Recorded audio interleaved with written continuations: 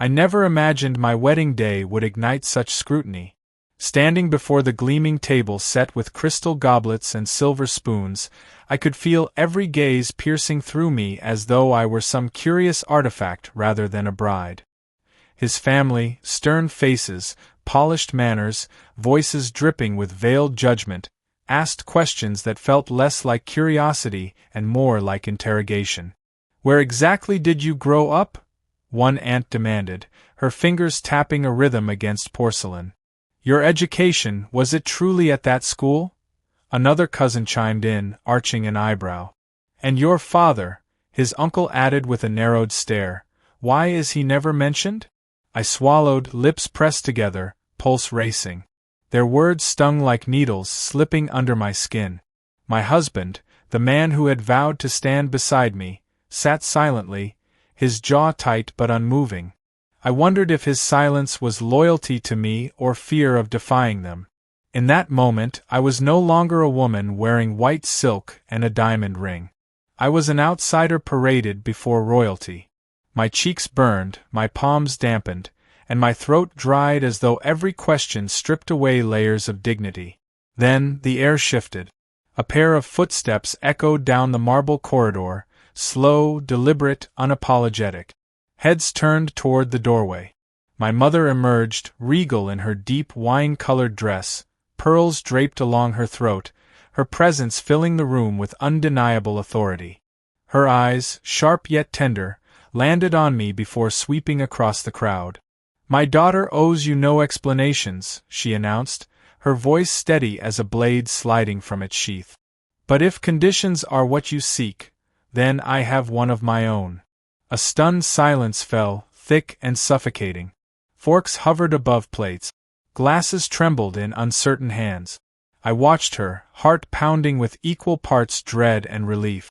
She had entered uninvited, yet it seemed as though she had been waiting for precisely this confrontation.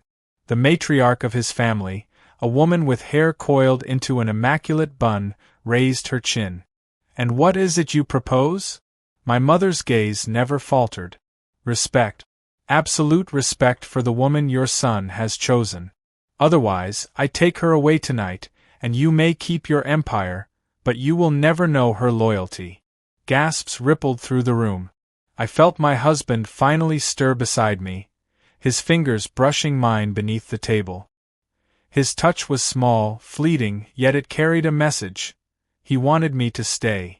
In that instant, I realized this evening was not about my past. It was about control, power, and the weight of family expectations, and my mother, fierce and unyielding, had just shifted the balance. Yet, beneath the layers of tension and pride, I felt something else stirring within me, an ache, a forbidden hunger I dared not name. For as much as I wanted my husband's hand steady in mine, another face haunted my thoughts, another touch burned beneath my skin, a secret I had locked deep within my heart. The dinner resumed, though the atmosphere never recovered. Conversations fell into fragmented murmurs, glances darted like daggers across the table, and I sat in the middle, pretending to belong. My husband tried to smile at me, but his attempts collapsed beneath the weight of his family's disapproval. His fingers drummed restlessly against the tablecloth, avoiding my eyes as though meeting them would expose his weakness. Yet my thoughts had already drifted elsewhere. That night, behind my carefully crafted smile, I carried a secret that made my pulse race far faster than any interrogation. My mind replayed a forbidden memory, the warmth of another man's hand sliding across my waist, the scent of leather clinging to his jacket, the fire in his gaze when he leaned in too close. It had begun months earlier, long before rings were exchanged and vows rehearsed.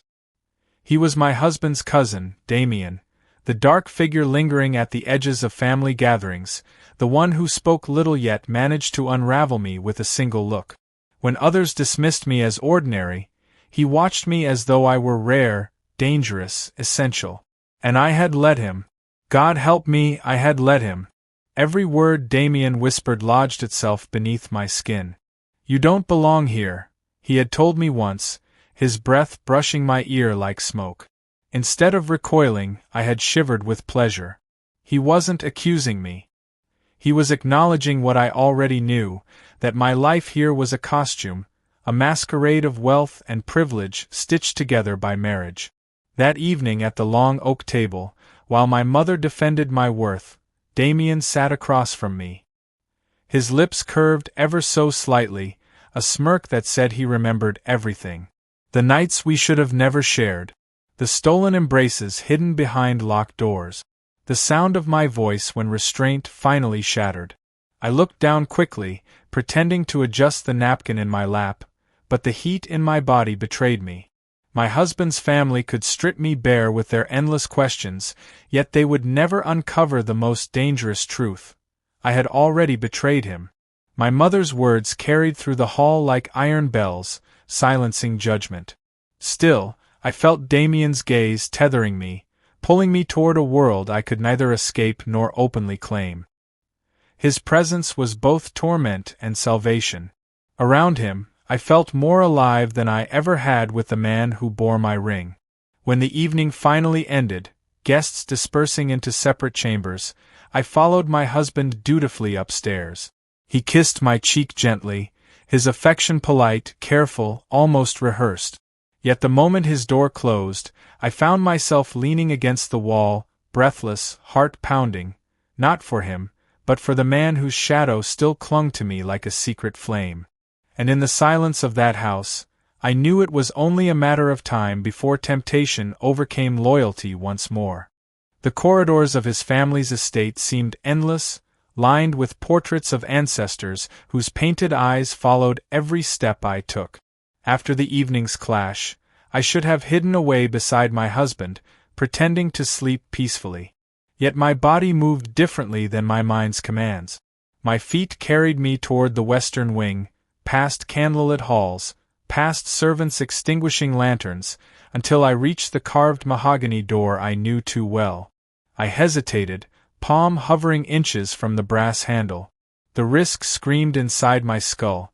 If anyone saw me, if anyone suspected, everything would unravel. But then I heard it. His low voice humming faintly from within, careless, confident, as though daring fate to bring me closer. My pulse betrayed me. My hand pressed down. Damien opened before I could knock. He stood in loose trousers, shirt unbuttoned at the collar, hair disheveled as though he had been expecting me. The corner of his mouth curved upward. "You lasted longer tonight than I thought," he murmured. Heat flooded my chest. "I shouldn't be here." "You always say that," he replied, stepping aside.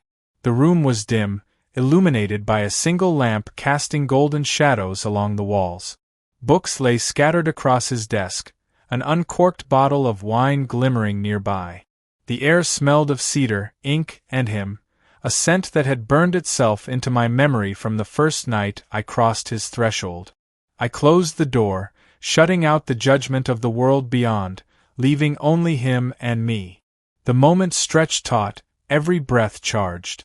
Damien reached out, fingers grazing mine, and all restraint dissolved. His touch carried danger, but also liberation. When his lips claimed mine, the house, the family, the vows, all vanished into nothingness. Each stolen kiss ignited the ache I had tried to bury. His hands mapped my body with a hunger both reckless and reverent, as if every inch of me belonged to him alone. I gasped against his mouth, torn between guilt and craving, knowing that every second deepened the betrayal I could never undo. "I watched you tonight," he whispered, his breath hot against my skin. "Sitting across from them, holding your head high, you don't realize how untouchable you are." A bitter laugh escaped me. "Untouchable? I'm drowning in their suspicion. Not when you're with me." His words slid inside me like truth itself. For that night I surrendered. I gave myself to the fire that burned whenever he was near. And though shame lingered in the corners of my conscience, it couldn't extinguish the ecstasy of being wanted so completely, so dangerously. Later, lying tangled in sheets that smelled of sin, I stared at the ceiling, every nerve alive. Damien's arm draped across me, heavy, possessive. My husband slept somewhere above us, unaware that his cousin had claimed what was supposed to be his. and as guilt clawed its way into my chest, another realization struck with terrifying clarity. This wasn't the last time. I was already addicted, and Damien knew it. Morning sunlight crept across the estate like a spy, slipping beneath curtains and spilling into rooms where secrets hid.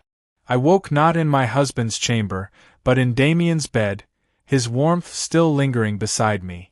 For a moment, bliss overshadowed dread. My skin glowed with the aftertaste of desire, my breath steady against his chest. Yet as reality seeped in, panic swelled. I could not risk discovery. I dressed quickly, pulling on the gown from the night before, smoothing its creases as though perfection might erase sin. Damien leaned against the headboard, watching me with lazy amusement. "You rush as though the walls themselves gossip," he teased. "They do," I whispered. "Every step echoes here." He reached for my wrist, tugging me back, his touch both tender and commanding. "Let them suspect. Let them choke on jealousy. You're mine when doors close." But I shook him off gently, fear prickling beneath my skin. His confidence thrilled me, yet I knew arrogance could destroy us. With a final glance, I slipped into the corridor.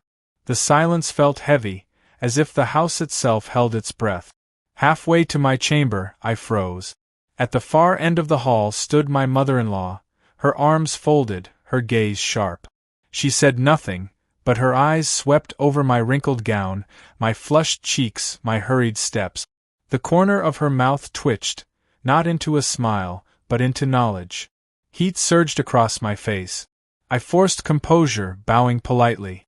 "Good morning," I managed, my voice too thin. She did not answer. She turned, gliding away without sound, leaving me trembling in her wake. Back in my room, my husband stirred as I entered. He blinked sleepily, unaware of the storm brewing. "Where were you?" he asked, voice thick with drowsiness. I lied with ease I despised. "I couldn't sleep. I walked the gardens." He nodded, already drifting back into slumber, content with half-truths. Relief washed through me, though dread clung tighter than ever. One pair of suspicious eyes was enough to unravel everything. Throughout the day, whispers followed me like shadows. Servants glanced too long, cousins asked questions laced with hidden meanings. Even my husband's touch felt different, hesitant, probing, as though a seed of doubt had rooted quietly in his mind. Damien, on the other hand, remained fearless. At dinner, he sat across the table, his smirk deliberate, his eyes claiming me with every stolen glance. He thrived on the risk, while I suffocated under it. Later, when we passed in the hallway, his fingers brushed mine for only a second, a touch no one should have noticed. But I caught sight of his mother again, watching, calculating. Her silence felt louder than accusations. That night, as I lay beside my husband, my body stiff, my thoughts spiraled. Love, lust, loyalty, each word collided violently within me. I had stepped onto a path with no return, and I feared the family who once questioned my background would soon uncover a truth far darker than my past. The estate grew colder, though the weather outside remained unchanged. It wasn't the air that chilled me, but the way glances lingered longer, voices dropped lower, laughter hushed whenever I entered a room. Every gesture screamed accusation without words. At breakfast, my mother-in-law finally broke her silence. She set her teacup down with a delicate clink, her gaze steady on me. "You disappear often," she said. "The gardens must be truly enchanting at night." My husband looked up, brow furrowed. "Gardens?" I forced a smile. "The air clears my head." Her lips curved faintly. "I'm sure it does." The table quieted. I felt Damien's eyes across from me, burning, daring me to reveal nothing. His smirk was gone now, replaced with something sharper, more dangerous. He understood the game had changed. Later that day, my mother summoned me to her chamber. She stood by the window, arms crossed, eyes filled with fury. "You think I don't know?" she hissed. My breath caught. "Know what?" "Don't insult me."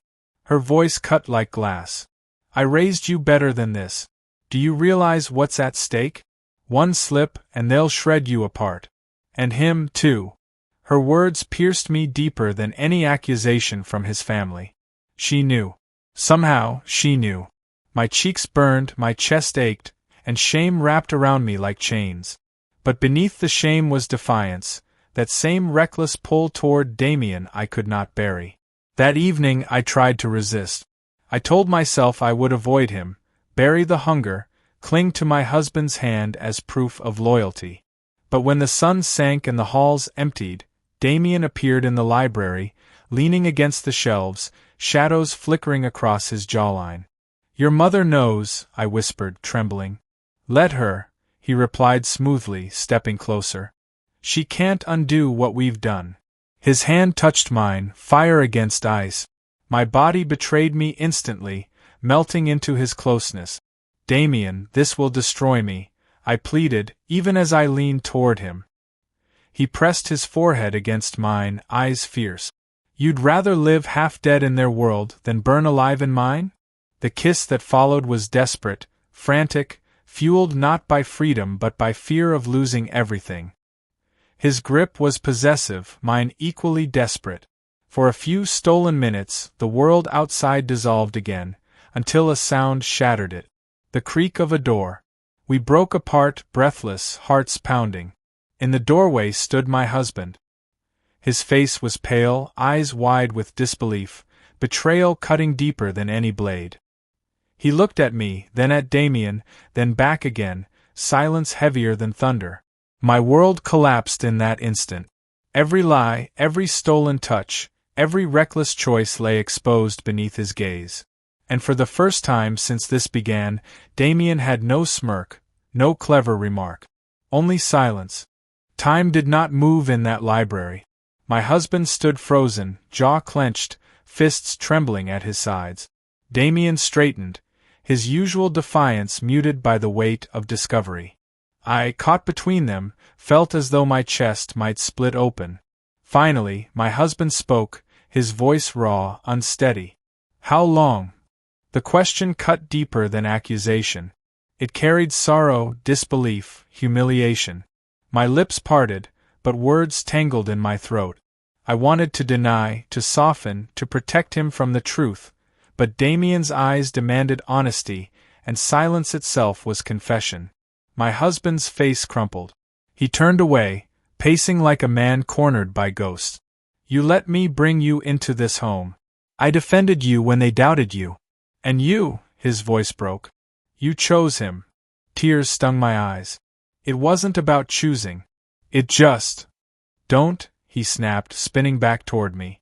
"Don't insult me with excuses." Damien stepped forward, voice low, steady. "She doesn't belong to your world. She never did." The audacity of his calmness ignited something violent in my husband. He lunged, fist colliding with Damien's jaw. The sound cracked through the silence. Damien staggered, blood glistening at the corner of his mouth, but his smirk returned, reckless, taunting, as though even pain proved his possession of me. I cried out, stepping between them. "Stop. Please."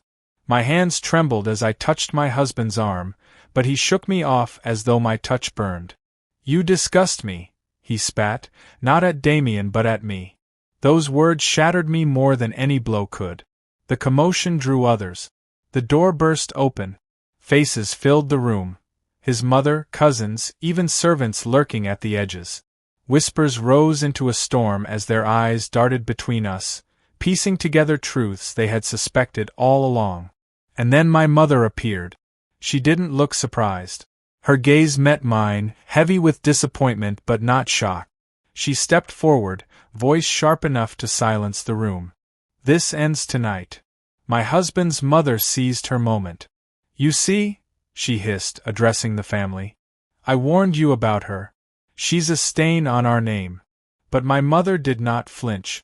"She is my daughter," she said firmly. "And if she leaves, she does not crawl. She walks with her head high, because you never deserved her loyalty to begin with." I could barely breathe. My husband's eyes glistened with grief. Damien's hand brushed mine, urging me toward him, but the weight of my choices pressed down. Between them I saw no victory, only ruin. "I can't stay," I whispered, my voice trembling yet certain. Gasps filled the air. My husband turned away, shoulders collapsing. Damien smirked as though he had won, but even he could not disguise the shadow of uncertainty in his gaze. For though he had my desire, he could never erase the destruction left behind. With my mother at my side, I walked out of that room, out of that house, out of the cage of expectations and deceit. Each step was heavy with shame, but also strangely light with freedom. I did not know what future awaited me, whether Damien's fire would consume me, whether loneliness would carve me hollow, whether redemption could ever find me again. But one truth echoed with every beat of my heart. Love, lust, loyalty, they had all collided, and none had survived untouched. And I, the woman they once questioned, carried scars of passion and betrayal that no family, no vow, no condition could ever erase.